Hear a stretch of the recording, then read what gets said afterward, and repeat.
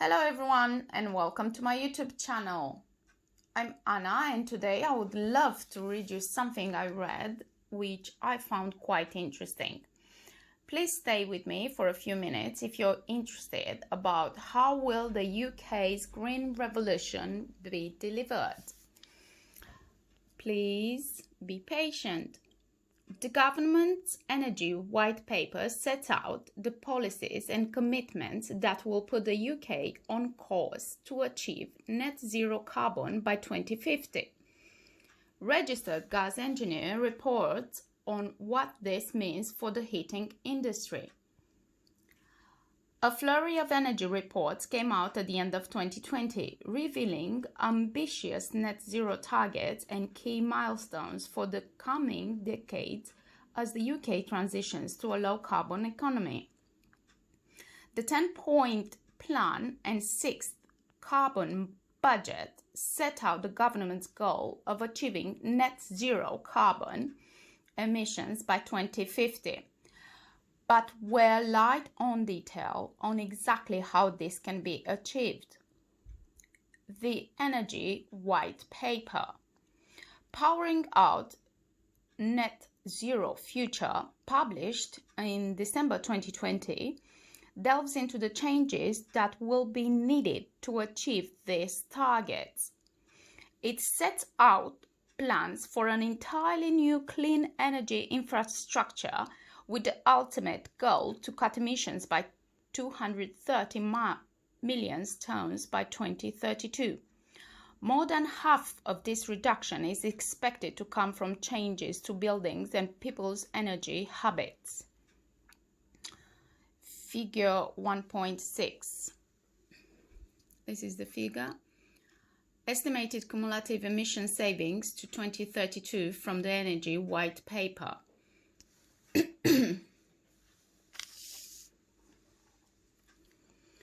Consumer energy habits.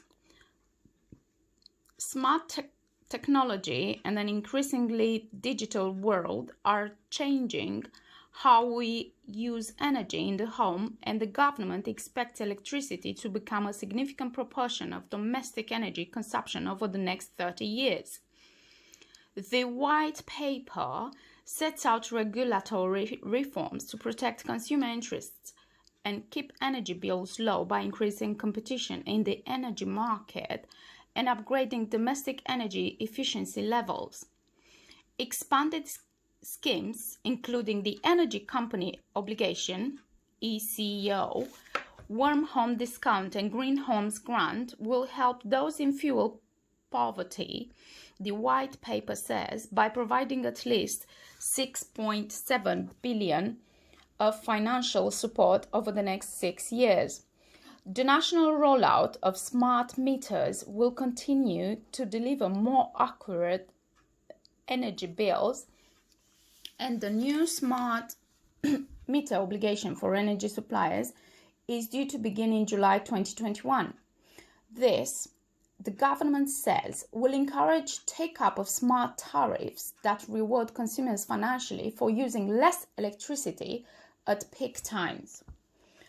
One of the key goals set out in the White Paper is to ensure that moving the UK to a low-carbon economy does not result in higher energy bills. Figure 2.1 shows that although electricity prices have gone up in the past decade and gas prices have fluctuated, consumers have been using less energy, which has mostly balanced out the increased costs.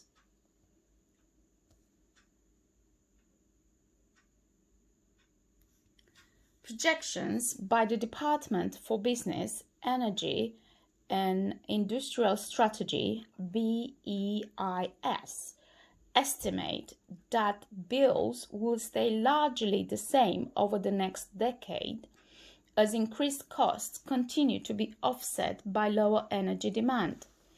However, the cost of possible heat pump development policies has not been included in these calculations. The white paper says over the next 10 years, increases in network costs, along with funding for clean energy and supporting vulnerable households, could push gas and electricity prices up.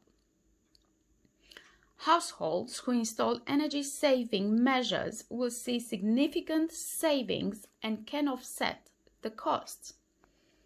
The government says it will put fairness at the heart of its approach to energy to make sure that everyone pays a fair share of the cost of the net zero transition.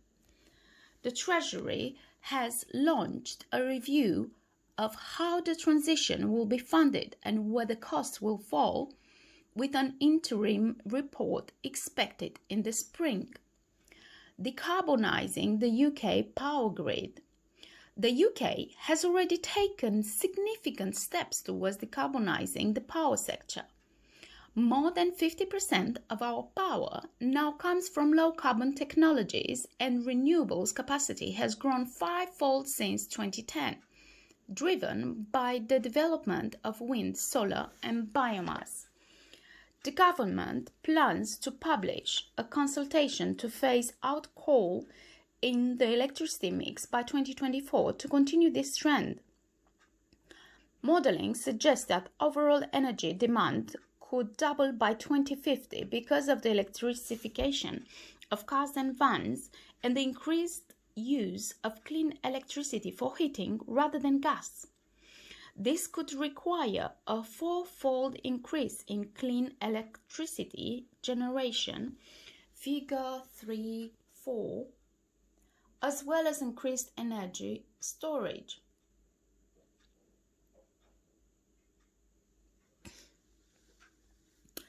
The role of natural gas. Gas represents 30% of final energy consumption and 40% of electricity generation. This means natural gas will continue to be a key part of the energy grid for many years, even as carbon emissions are eliminated. Britain's gas network connects 23 million users through 2,400 kilometers of pipelines, and it will take time to transition these users to low-carbon energy sources such as hydrogen, solar, and clean electricity. The government has pledged to enable continued investment in the gas grid during the transitions, while also promoting the use of low-carbon options where possible. This, it says, it will help build the infrastructure needed to support new technologies such as hydrogen and carbon capture, use and storage. Achieving net zero emissions requires a complete transition away from traditional natural gas boilers. By the mid-2030s, the government expects all newly installed heating systems to be either low carbon or appliances that can be converted to clean fuels. The white paper expects these low carbon technologies to be a mixture of heat pumps, hydrogen, green gas, and shared heat networks. There will be a consultation on whether it is appropriate to end gas grid connections to new homes, but the government says it will use natural trigger points such as the replacement cycle for existing heating system for this change to minimize disruptions to consumers. Its 10-point plan sets out a goal to achieve 6,100 electric heat pump installation by 2028, up from the current 30,000 a year. The Clean Heat Grant, due to launch in 2022, will support the installation of heat pumps and biomass systems. A consultation this year will consider policies to underpin the development of the heat pump market, including voluntary take-up in on-grid homes. A consultation in early 2021 will set out potential new regulation to phase out fossil fuels in off-grid homes, business and public buildings, including a backstop date for the use of remaining fossil fuel heating systems. There are also plans to increase the proportion of biomethane in the gas grid, funded by levy on gas suppliers, to treble the amount of biomethane in the gas grid by 2030 from 2018 levels. The government hopes clean hydrogen will be a significant contributor to decarbonization, and there are plans for a pilot scheme to heat an entire town through hydrogen by the end of the decade. Studies are underway to assess the feasibility of hydrogen heating, as well as assessments of the infrastructure that would be required, with plans to decide on the long-term role of hydrogen for heating in the mid-2020s. A consultation on hydrogen-ready appliances will take place towards the end of this year. The government is also committing £122 million towards a heat network transformation programme to support the rollout of distinct heating system, with further legislation on the regulation of heat networks due in this Parliament. Heat in buildings. Buildings are the second biggest source of emissions in the UK behind transport, with 90% of homes in England currently using fossil fuels for heating, cooking and hot water. The White Paper notes that the installation of energy efficiency measures and tighter building regulations have already improved the energy performance of buildings and reduced household dual fuel bills by around £40 in the past decade, but more needs to be done.